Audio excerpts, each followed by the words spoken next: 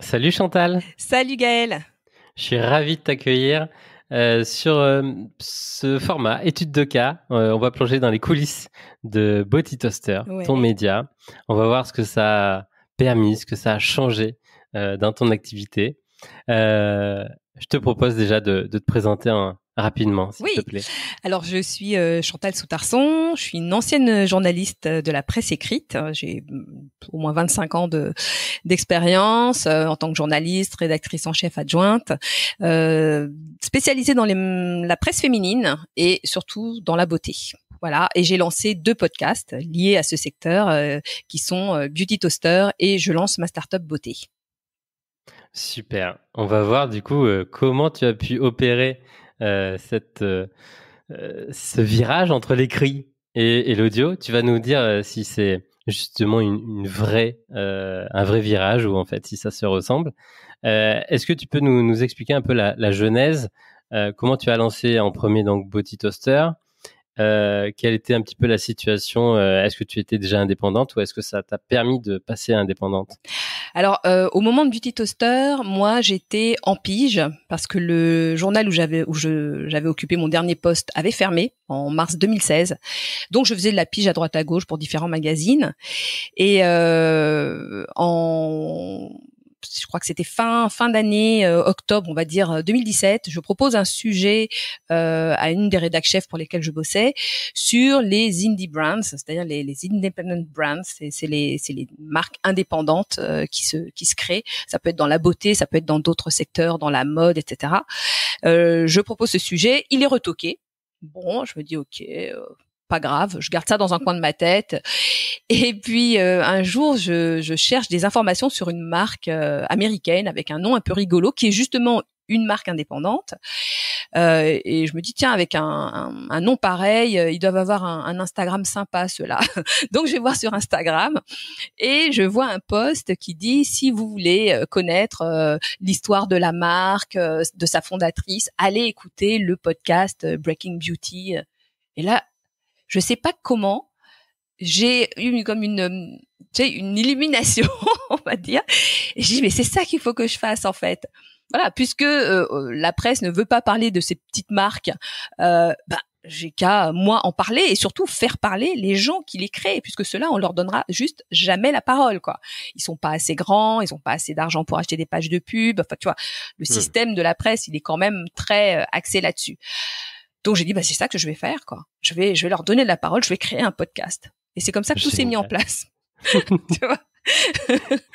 Et donc, comment tu as fait peut-être pour le matériel, enregistrer tout ça? Est-ce que tu as décortiqué, tu t'es formé un peu? Écoute, j'ai fait ça à l'arrache. En plus, à l'époque, tu vois, les podcasts en France, il y en avait, mais ça restait très, très confidentiel. Donc, je suis cherché sur Internet, tu vois, j'ai googlisé hein, bêtement. Hein. Voilà, qu'est-ce qu'il fallait comme matos. J'ai écouté aussi des podcasteurs américains, beaucoup, qui expliquaient comment ils avaient fait, etc. J'ai trouvé un hébergeur américain. Enfin, voilà, je me suis lancée comme ça, tu vois. Pour les interviews, je savais que je voulais faire des interviews. Donc ça, c'était déjà un truc. J'avais mon réseau, j'avais des connaissances, je savais faire une interview puisque j'en avais fait pendant toute ma vie de journaliste. Donc ça, c'était pas un problème. Le truc, c'était le côté matériel, quoi. Comment dire, technique, Technique. Hmm. technique. Et voilà. Donc j'ai acheté le matos sur internet, etc. Enfin, et puis après, il fallait que je trouve quand même une ingé son parce Ouais. que je voulais vraiment un son professionnel. Je me disais, en tant que journaliste, j'ai pas le droit d'arriver avec un truc dégueulasse. En plus, ça passe dans les oreilles. C'est vraiment très proche, c'est intime. Si tu veux vraiment valoriser les gens, il faut que tu aies un son qui soit impeccable. Donc, j'ai mis énormément de temps à trouver un son en question. Ça a été la partie la plus stressante, hein, je dois dire. Parce que moi, honnêtement, la technique, tout ça, je me disais, bon, l'appareil, voilà, ouais, tu suis le mode d'emploi hein, pour. C'était pas trop compliqué, même s'il y avait quand même des mises au point à faire. Mais dans l'ensemble, ça, je me serais débrouillée. Mais après, tout ce qui était montage, ça, je me suis dit, je maîtrise pas et j'aurais pas le temps. Tu vois, il y avait des gens qui me disaient ouais mais va sur GarageBand, tu peux faire ça, Fingers in the Nose. Je dis non mais moi j'ai l'intention de faire. C'est pas ma spécialité, c'est pas mon boulot quoi. Tu vois, chacun son taf. Et moi j'avais quand même l'intention de faire un épisode par semaine. Donc il n'était pas question de passer 10 heures à monter le truc quoi. Il fallait que ça dépote. Donc Comment tu as fait pour trouver l'ingé alors? Eh ben tu sais, tout bêtement, je suis allée sur LinkedIn. Ok. Je suis allée sur LinkedIn. Je me souviendrai toute ma vie. C'était le 24 décembre 2017. Si, parce que ça m'a vraiment marqué. Bah oui. Ouais. Et j'ai tapé ingénieur du son. Donc j'ai vu une liste de ouf. Je me suis dit waouh. Et donc j'ai procédé par élimination. Je me suis dit bon ok, un domaine aussi particulier que la beauté, va plutôt falloir aller chercher une nana. Et il y en avait pas beaucoup. Donc j'ai écrit aux 2 premières que j'ai trouvées. Et il y en a une qui m'a répondu. Et j'ai pris celle-là. Voilà. C'était aligné. Ça devait se faire comme ça. Ça a été mon cadeau de Noël de décembre 2017. Voilà. 24 décembre, bim, je trouve l'ingé son. Voilà. Et donc après, comment tu vas chercher les invités? Alors les premiers invités, c'était des gens avec qui j'avais communiqué au cours de papiers, d'articles précédents, tu vois. Donc j'ai essayé de contacter parce que j'aimais bien ce qu'ils faisaient et j'aurais dit voilà, je monte un podcast, est-ce que vous voulez être invité, etc. Et les gens m'ont dit oui quoi, parce que c'était nouveau, parce que voilà, et puis ils avaient l'impression de participer à une sorte d'aventure, d'être un peu des pionniers, enfin comme moi, hein, on est voilà. Et c'est comme ça que ça a démarré. Génial. Ouais. Aujourd'hui, combien de temps tu passes, on va dire, sur un épisode? Sur un épisode, écoute, entre les questions, alors oui, avant de faire les questions, déjà, je passe un certain temps à discuter avec les gens.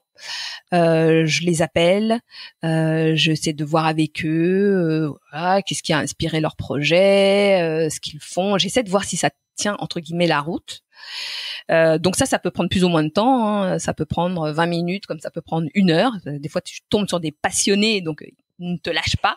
Mais c'est ça qui est bien, parce que ça m'aide énormément. En même temps, c'est chouette. Il y a cette énergie-là voilà. Après qui est créée. C'est ça. Et ça te permet de faire des questions et d'aller vraiment au fond des choses. Donc moi j'adore. Quand je tombe sur quelqu'un de bavard, je me dis ouais, c'est bon client. Parce que c'est le principe, quoi, tu vois. Et donc voilà. Donc il y a cette préparation. Ensuite, je prépare les questions.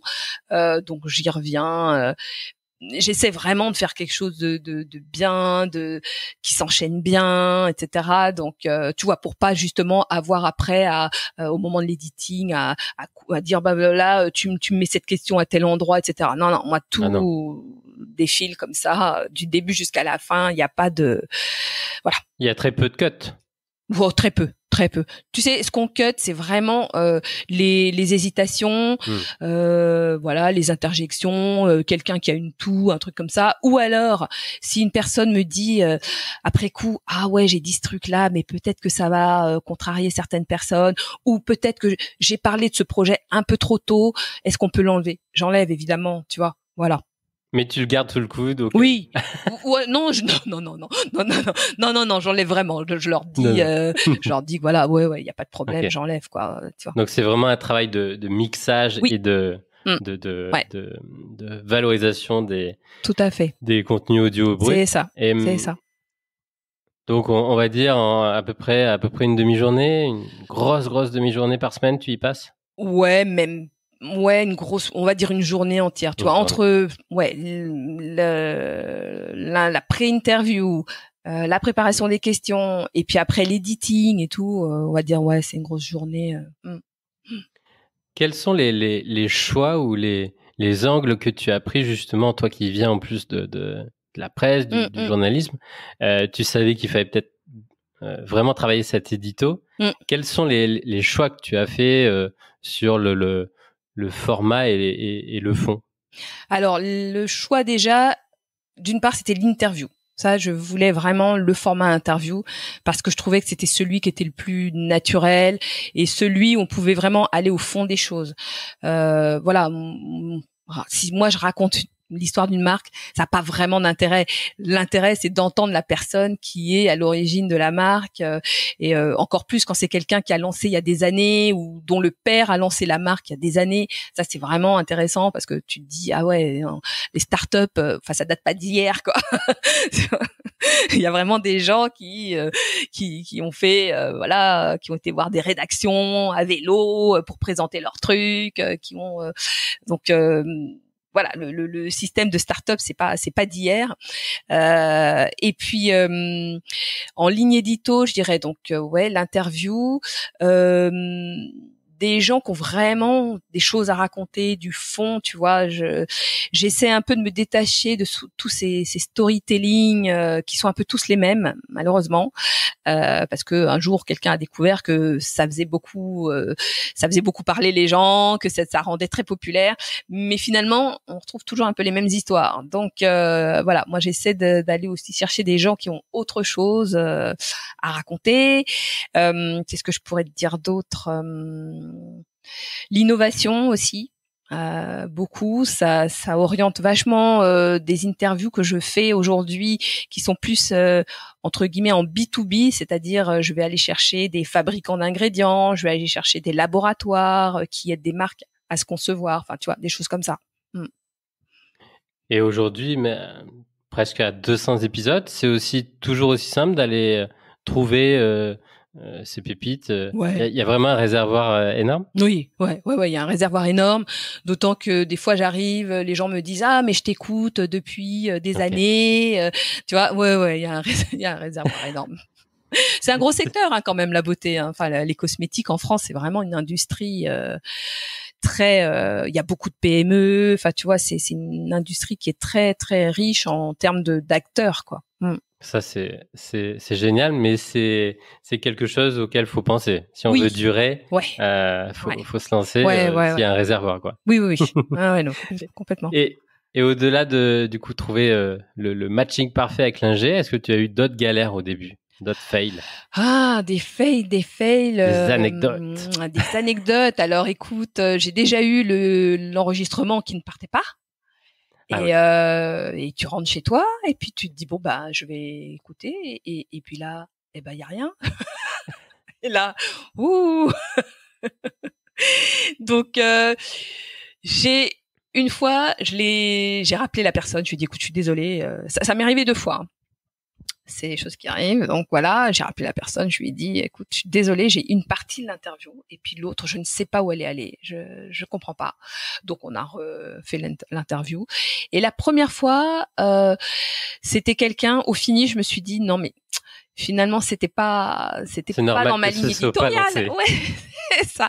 Je sais pas, il y a un truc qui s'est passé et je me suis dit ouais, finalement c'était pas franchement ma ligne édito, donc sans regret. Souvent, quand il y a un petit peu de friction, c'est ça, technique ou pas, souvent pour caler les interviews quand c'est trop long, il faut laisser tomber. Oui, c'est ça. Ouais, mais complètement. Donc. Et quelle est la stratégie pour développer, pour faire connaître ton podcast que t'as utilisé? Est-ce que tu t'es, j'imagine, appuyé sur tout ton réseau presse? Ouais, alors pas tant que ça, je dois dire. Non, parce que tu vois, mes anciennes collègues, quand je leur ai donc envoyé mon kit média pour leur dire voilà, je lance un podcast, etc. Ben écoute, sur 60 mails, j'ai dû recevoir 4 réponses. 4 réponses pour me dire super, bravo Chantal, bonne chance. Voilà, c'est tout. Ah ouais. Ouais. C'est de la, c'est quoi? C'est jalousie, il y a sûrement un peu de ça. Il y a sûrement un peu de ça. C'est quand même un monde très féminin, hein. On va pas se mentir.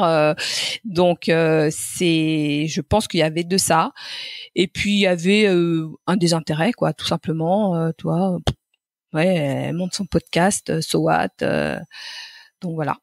Donc j'ai pas réitéré. Donc, comment tu as fait? Donc je me suis servi d'Instagram. Ok. Et puis aussi de LinkedIn. LinkedIn parce que finalement je me suis rendu compte qu'il y avait beaucoup de professionnels qui l'écoutaient. Et alors qu'au départ, honnêtement, je ne l'avais pas créé pour les professionnels. Je me disais, oh, ils connaissent tout, qu'est-ce qu'ils vont apprendre en écoutant d'autres personnes? Eh ben si. Eh ben justement. Eh ben si, justement. Prise de hauteur. Voilà, c'est ça. Voir un peu ce qui se passe sur le marché, brainstorming, concurrence, études. Voilà. Veille sans en avoir l'air.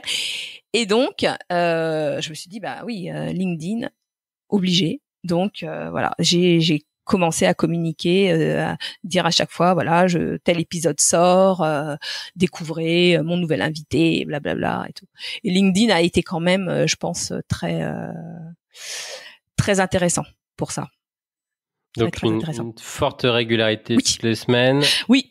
Pour diffuser, pour partager sur LinkedIn. Oui. Est-ce que tu as partagé ou communiqué sur d'autres axes pour valoriser ce que tu écoutais, ce que tu enregistrais, ce qui était dans la matière première du podcast? Pas tant que ça. Non, pas tant que ça. Non. Et sur Insta aussi, donc un audiogramme, petite story, des posts, un petit teaser, les bons hashtags. Ouais, exactement. Et puis voilà. Après, Instagram, en ce moment, c'est un peu compliqué. Ils ont changé leur algorithme. Ils valorisent plus les réels, des trucs comme ça. Et franchement, bon. C'est un autre métier de créer du contenu à partir du podcast. C'est ça. Pour que ça plaise à chaque algo, c'est autre chose. Alors que bon, pour le coup, LinkedIn, quand tu as une cible pro, c'est vraiment plus intéressant en termes de reach et tout, c'est vraiment intéressant. Et du coup, aujourd'hui, comment ça a transformé ton activité? Est-ce que tu as pu développer des services différents que les piges que tu avais au début? Alors, écoute, les piges, j'ai arrêté parce qu'en fait, je me retrouvais plus, tu vois, dans toute cette façon de travailler. Je sais pas, je trouvais que j'étais en porte-à-faux. Moi, je mettais en valeur des start-upers et on me demandait de faire des sujets sur des gens qui étaient déjà bien installés, peut-être aussi de monter des sujets par rapport à des annonceurs, etc. Enfin, franchement, ça me plaisait plus du tout. Je me disais non, j'ai plus envie de ça. Ça correspondait plus à mes valeurs, quoi, en fait. T'étais au service d'un système. Voilà. Parallèle. Ouais, exactement. Donc du coup, les piges, j'ai lâché assez rapidement. Et puis voilà, après il a fallu mettre en place un système pour pouvoir essayer d'en vivre. Bon, c'est pas évident. Mais voilà, j'ai commencé à démarcher les potentiels annonceurs, etc. C'est pas facile, franchement. Le modèle économique du podcast, il est quand même en France, je trouve, encore très balbutiant, quoi. Tu vois. S'il est uniquement lié à valoriser le podcast, oui. Oui. Si le podcast valorise une activité, voilà, entre guillemets un petit peu indépendante, donc s'il est juste là pour amplifier et partager, là ça c'est on va dire facile. En tout cas, c'est cohérent avec le modèle français. Oui. S'il faut aller chercher du sponsoring, du brand content, des choses comme ça, c'est plus compliqué. Ouais, voilà, c'est ça. Mais donc, c'est ce que tu vas chercher. Oui. Ouais. Et de plus en plus, tu vois, je fais aussi des épisodes en partenariat. Voilà, je vais chercher des gens qui sont dans le métier, plutôt dans la coulisse pour le coup, pas des marques, plutôt des gens qui sont dans la coulisse. Tu vois, des gens qui fabriquent des ingrédients, des gens qui ont des laboratoires, etc. Parce que ces gens-là, se montrer, voilà, se valoriser par rapport aux marques qui sont, qui normalement sont dans l'esprit ou dans les visuels de partout. Voilà, les marques, elles peuvent faire de la pub à la télé, elles peuvent faire de la pub dans les journaux, enfin à la radio, on les connaît, etc. Mais qui connaît telle boîte qui fabrique des ingrédients à base de, je sais pas, de déchets végétaux, par exemple? Personne, c'est ça. Et pourtant, tu as des entreprises qui sont spécialisées là-dedans, qui font ça, qui fournissent des ingrédients à justement toutes ces marques qui aujourd'hui peuvent revendiquer le fait qu'elles soient clean, qu'elles soient ceci, qu'elles soient cela, etc. Et au début, c'est toi qui as été les chercher, prospecter dans ce sens-là, Oui. leur proposer, leur dire, bon, j'ai assis un média, il est totalement dans votre cible, vous devez impérativement passer dessus, et c'est tant l'épisode. Voilà, c'est ça. Oui. Au début, c'est moi qui y suis allée, mais très vite, en fait, comme je te disais, LinkedIn étant hyper puissant, on m'a appelé et on a commencé à me demander est-ce que je faisais ça, etc. Donc, je dis bien sûr. Donc, tu le fais à peu près 1-2 fois par mois qui arrive? Pour l'instant, c'est assez irrégulier, mais j'espère arriver à le faire, 1 à 2 fois par mois. J'aimerais bien. Ça serait bien.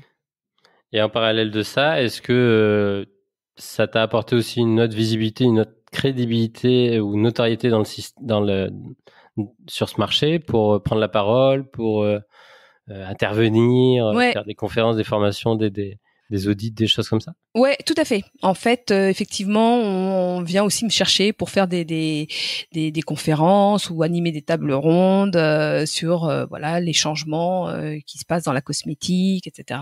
Ou même l'entrepreneuriat dans la cosmétique. Là, en septembre, je vais en faire un dans un tout nouveau salon professionnel. Ça aussi, on sollicite pas mal pour ça.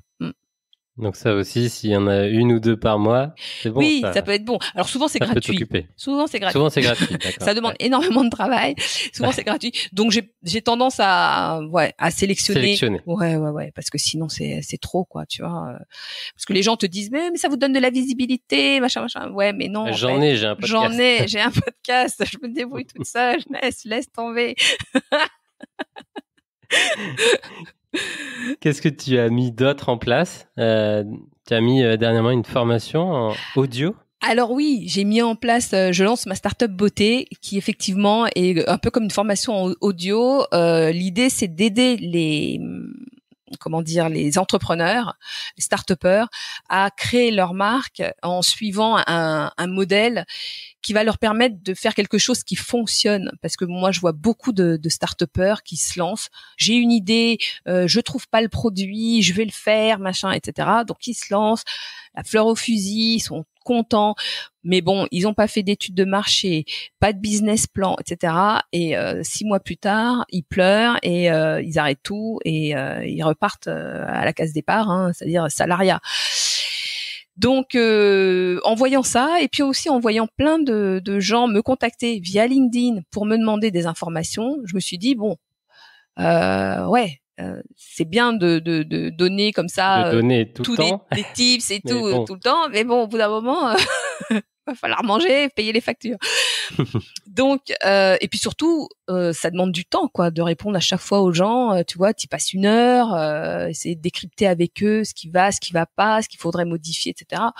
Je me suis dit on était en plus à l'époque du confinement. Donc pas de possibilité de faire des masterclass, etc. J'avais commencé à en faire. T'avais commencé à faire des masterclass début 2020. En physique. Ouais, en physique, et ça marchait bien. C'était vraiment sympa. Les gens étaient hyper demandeurs. Là, les places, elles étaient à combien? Je sais pas, 45, 50 balles, un truc comme ça. Sauf que la Covid est arrivée. Ouais. Donc, terminé. Que tu avais mis en place. Ouais. Coulé. Et c'était écroulé. Bon, la visio, j'étais en mode peut-être, mais j'étais pas totalement sûre. Je me disais les gens, ils vont en avoir marre des visios. Donc je me suis dit on va attendre que tout ça se calme. Mais bon, 2 ans après, j'ai bien vu que ça se calmait pas. Et on vit avec. On vit avec. Et donc cette idée de faire un podcast, voilà, sous cette forme-là, interview de professionnels qui chacun dans leur secteur vont donner les tips nécessaires. Je me suis dit finalement ça tient la route, quoi. J'en ai parlé à quelques personnes autour de moi qui m'ont dit mais c'est une idée géniale, moi si j'avais eu ça, j'aurais moins galéré, machin et tout. Donc je me suis lancée, j'ai été chercher les professionnels, j'ai dit voilà, je fais ça. Qu'est-ce que vous en pensez? Est-ce que vous êtes partant? Et ils m'ont dit oula, attends, j'arrive. Vas-y. C'est mon... Oh. Non.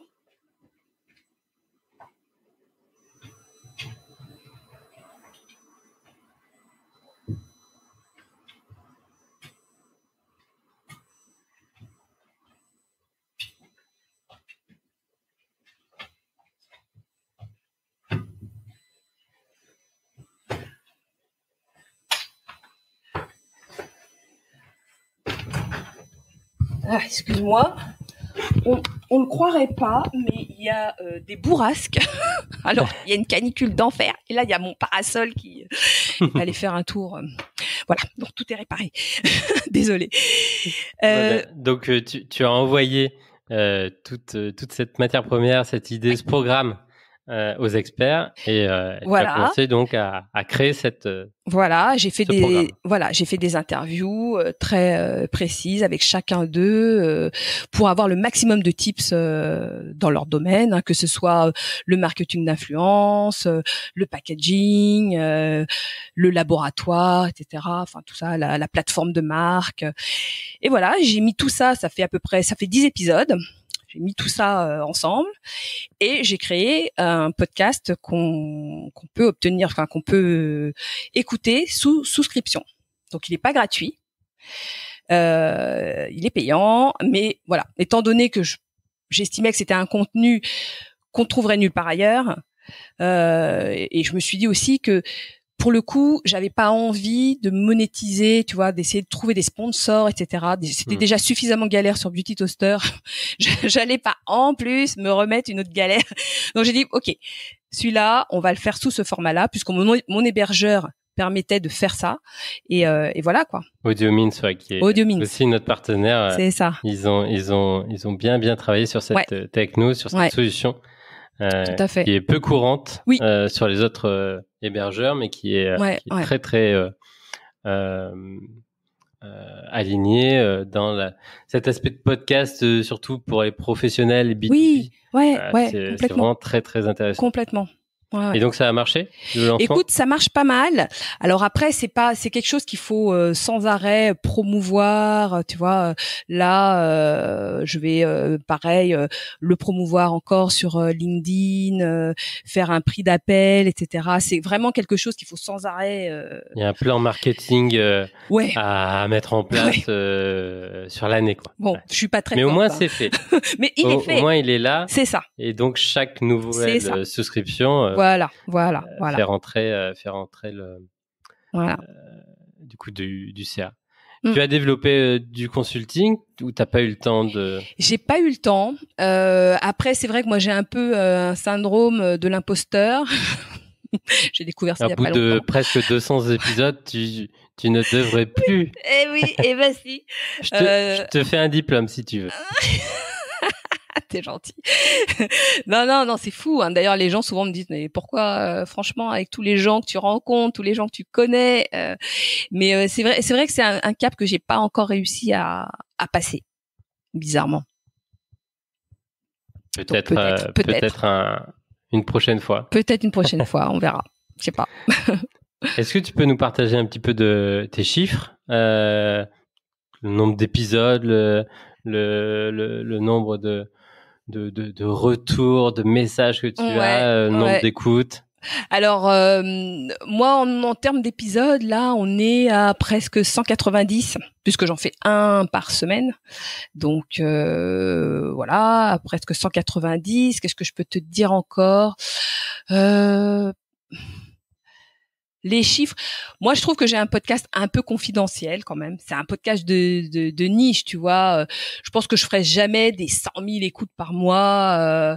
Tu vois, ça reste, on est allé entre 13, 14, 15, c'est dans ces eaux-là. 16, c'est vraiment dans ces eaux-là. C'est pas. Mais c'est énorme pour la niche. Oui, c'est une grosse niche.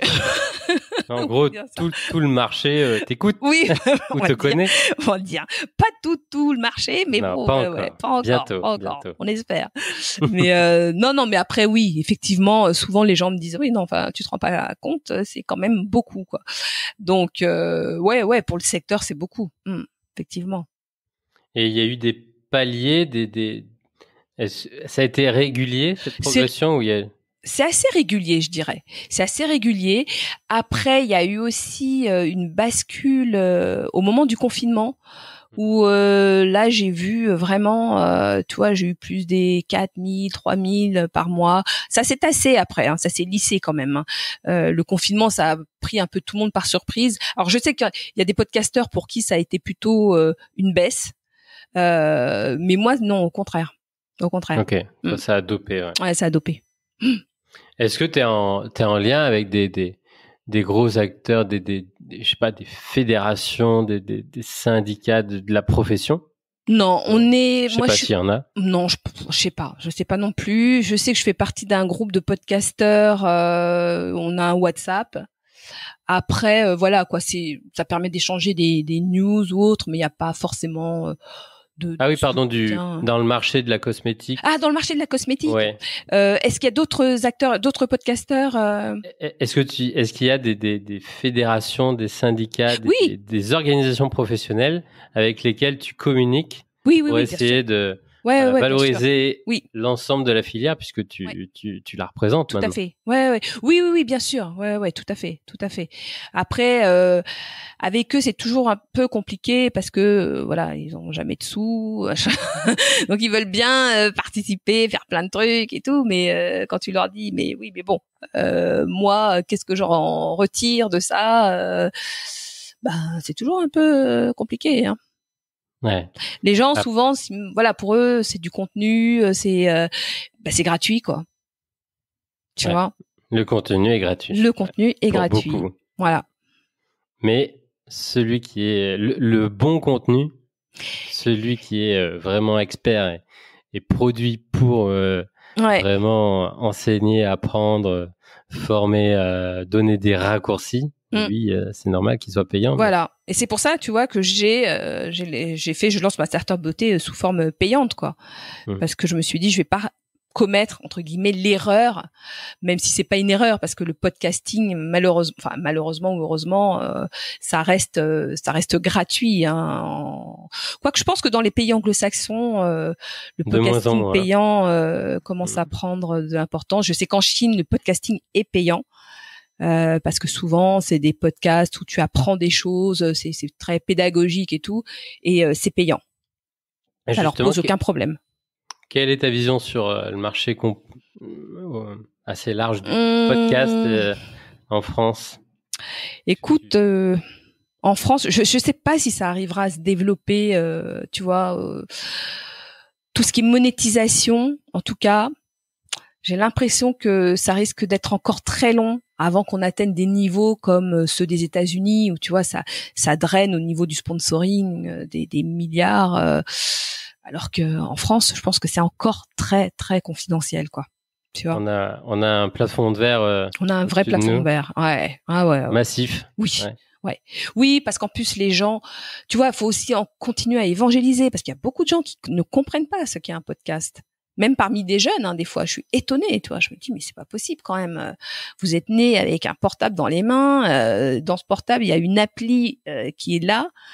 Vous avez même pas besoin de télécharger, je sais pas, un Deezer, un Spotify ou autre. Vous avez déjà une appli. Et les gens ne savent pas. Donc, non, il y a encore beaucoup d'évangélisation à faire. Et donc, il y a encore aussi beaucoup de place pour ouais, beaucoup. Oui. Ah ouais, ça, je pense qu'il y a encore énormément de place, effectivement.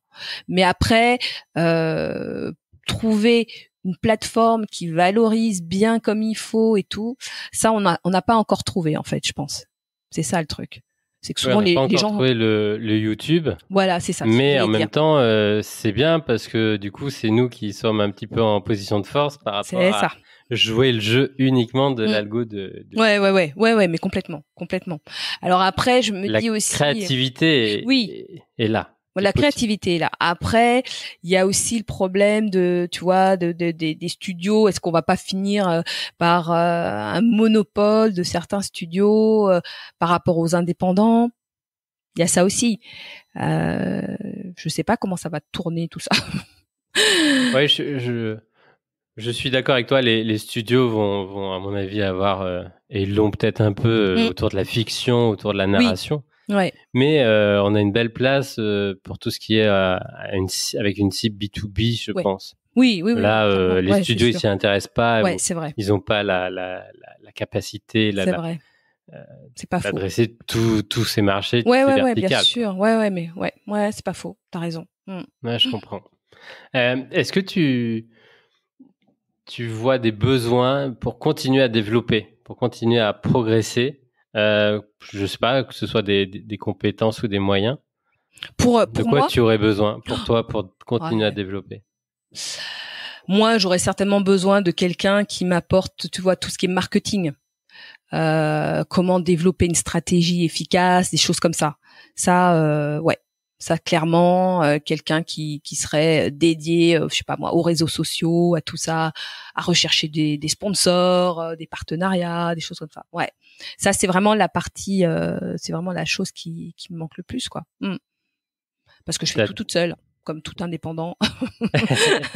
Et Donc, t'as déjà eu je sais pas, des stagiaires, déjà, peut-être pour commencer? non, jamais, jamais, jamais. Bah, pour avoir des stagiaires, faut pouvoir les payer. Moi, je pars du principe, tu sais, moi, souvent, on m'a dit, mais oh, tu prends une stagiaire 2 mois, t'as pas besoin de la payer. Et ça me correspond pas du tout. Pour moi, tout travail mérite salaire. Et si je prends quelqu'un, c'est pas pour le prendre 2 mois. Ouais. C'est pour lui apprendre quelque chose. C'est pour qu'il ressorte de là en se disant, ah ouais, c'était génial, j'ai appris plein de trucs. Et pour qu'il aille après peut-être bosser, je sais pas moi, dans une régie ou autre. Donc au minimum c'est 6 mois, Au ça minimum, se c'est 6 rémunère, ça mois. t'indemnise. Ouais, voilà. Et Ça. là tu peux Ouais, pas là, c'est encore. compliqué, là. Ouais. Ça met du temps, hein, franchement, à trouver un bon modèle économique qui fonctionne. C'est lent. C'est lent. 4 ans et Vivement demi. la reprise des masterclass. Ouais, c'est sûr. C'est un modèle Ouais. qui te correspond peut-être Ouais, je pense. et qui est plus dans Je l'ADN et pense. du marché, Oui, qui a l'habitude peut-être. c'est Voilà. ça. Mm. C'est assez central ce marché, c'est assez parisien. Alors non, pas tant que ça. Non. Il y a beaucoup de choses qui se passent en région. Tu vois, la Cosmétique Valley, c'est vraiment quelque chose il y a pas que Paris, hein, ça va jusqu'à Chartres, Orléans. Enfin, c'est quand même hyper étendu. Et puis il y a beaucoup de choses qui se passent aussi en Gironde, vers Lyon. Enfin, franchement. Vers Grasse. Ouais, Grasse évidemment. Non, c'est vraiment un secteur très très large. Très large et il y a pas que Paris, heureusement. C'est vraiment en écoutant et en suivant ton activité que je prends conscience de la diversité, de l'étendue de ce marché. Jamais j'aurais pensé que Oui. un podcast pouvait émerger et avoir cette taille, cette audience, Ouais, cet ouais, ouais. intérêt pour un secteur comme ça. Bravo. Ouais, non. Bah, merci. C'est gentil, merci. Avec du recul, du coup, est-ce que tu peux nous partager 1, 2, 3 conseils, 3 tips, 3 leçons pour développer et asseoir un podcast, une audience? Alors, je dirais premier tips, alors c'est la qualité du son. Ça, Ouais. La qualité du son, c'est vraiment primordial. On peut pas développer une audience si on a un son pourri, tu vois. Quand les gens écoutent ton podcast parce qu'ils vont courir ou parce qu'ils vont, je sais pas, prendre des transports, etc. Et qu'ils entendent pas, qu'ils sont obligés de jouer avec leurs écouteurs et tout, c'est pas possible, quoi. Tu as lâches droit l'affaire. à un seul essai. T'as droit à un seul essai. C'est loupé, c'est loupé. Les gens ne reviennent pas. Donc ça, et je l'ai souvent entendu, des gens qui disaient ouais, j'ai écouté son podcast à un tel. Alors le son, c'est vraiment pas possible, quoi. J'ai arrêté. Donc tu te dis C'est des dommage. fois c'est dommage parce que la qualité. On a fait plus gros presque. Ouais, c'est ça. La découvrabilité, quoi. Voilà, c'est ça. Et tout est fichu en l'air parce que juste pour une question de son. Donc ça, franchement, pour moi, la qualité du son, elle est primordiale. Il y a aussi la régularité. Moi, je vois trop de gens qui sortent un podcast un peu quand ils ont le temps, quand ils ont l'inspiration, quand ils ont les sous, tu vois. Il n'y a pas vraiment de. Moi, en fait, quand j'ai lancé ce podcast, je me suis mise dans la peau d'un lecteur qui est abonné à un magazine ou qui va chercher son magazine au kiosque. Bah, quand tu vas au kiosque, enfin quand on allait dans le temps, t'y allais un jour précis parce que tu savais que ton magazine sortait le jeudi, le vendredi, etc. ou le mercredi. Voilà. Il n'était pas question pour un journal de pas sortir, quoi. De louper le bouclage. Bouclage. C'est impossible. Donc moi, je m'étais dit, ok, ça va être tous les mercredis. Bon, entre-temps, maintenant, j'ai changé, mais je m'étais fixé un jour et je m'étais dit, quoi qu'il arrive, tu sors, ça sort. Tous les mercredis. Pas charrette. Charrette, ça sort. pas charrette. Tant pis. tu t'organises, voilà. Mais il faut que ça sorte. Et voilà, ça, la régularité, c'est vraiment le truc number one. Moi, je vois trop de gens. Ouais, je te dis, sortir un jour parce que bah ouais, là tiens, ils avaient rien à faire. Top, je vais sortir un épisode et puis après, je sors le suivant 2 mois plus tard. Personne ne peut suivre. Et Personne ne peut justement suivre. pour ça, est-ce que tu as toujours un stock? Ouais. Oui, oui, oui. Ouais. Ah ouais, moi, Qui représente combien d'épisodes à peu près? au moins un mois. Ouais. Ouais. 4, 5, 6. 4, 5, 6. Ouais. Toujours. Toujours. Ah ouais. Pour pas me retrouver au dépourvu, tu vois. Je sais jamais si mon ingé son a un problème de santé ou si moi j'en ai un. Il faut que ça continue de sortir, tu vois, malgré tout. Donc, Il faut que ça paraisse simple il faut que pour ça, l'auditeur. ouais, il faut que ça paraisse simple, tu vois. Il faut vraiment que ça paraisse simple. Et je me vois pas me planter les gens, tu vois, parce que j'ai un problème d'intendance, machin. Non, pas possible. Tu te vois aller jusqu'à un épisode 500? Je sais pas. Je sais pas. Il m'a fallu quand même 4 ans et demi, là, 500, je sais pas. Je sais pas. Okay. Je sais Doubler, pas si j'irai là, jusque-là. encore 8 ans. Encore Ouais, aller jusqu'à encore, 8 ans, 9 ans, 10 ans. je sais pas. Je pense, non, je pense que je m'arrêterai avant. Franchement, je pense que je m'arrêterai avant parce que j'aurais peut-être développé, tu vois, comme tu disais, les masterclass, peut-être le conseil et voilà quoi, tu vois, et j'aurais pu le faudra écrire faire. un livre après, peut-être. Ouais. Pour valoriser Allons-y. les 250 épisodes. Peut-être. Bah déjà, il faut que j'essaie d'écrire une newsletter et c'est déjà pas si simple, tu vois. Donc déjà, quand j'aurai commencé à écrire la newsletter de façon régulière, là peut-être le livre, je pourrais envisager. Un engagement hebdo, Oui. mais pas 2. Ouais, non, c'est trop compliqué. Ouais. Moi, je suis vraiment ravi d'avoir eu la possibilité de découvrir tous les coulisses. Ouais. Et puis d'avoir appris voilà tout ce que tu as mis en place, tes tips, ton feedback, ton expérience qui maintenant est l'une qui commence à être importante dans le podcast français. Bah écoute. Il y en a peu qui ont. Oui. Ouais. Mais toi, tu t'es lancé aussi en 2017. En 2017, hein, ouais. Donc. Bon. Mais oui, mais c'est vrai qu'on n'est pas si nombreux à s'être lancés à cette époque-là. C'est vrai. Donc bravo. Et, merci, et longue vie à merci Body Toaster. Merci beaucoup, merci pour ton accueil. J'invite tout le monde donc à aller découvrir les liens, cliquer, écouter ton podcast, s'intéresser un peu plus à tout ton écosystème et puis à venir sur Podcast Mania pour découvrir aussi tout ce qu'on a valorisé autour de cette conversation, cet échange audio. Top. À très bientôt. Gaël. Merci beaucoup, à Chantal. bientôt. Au revoir.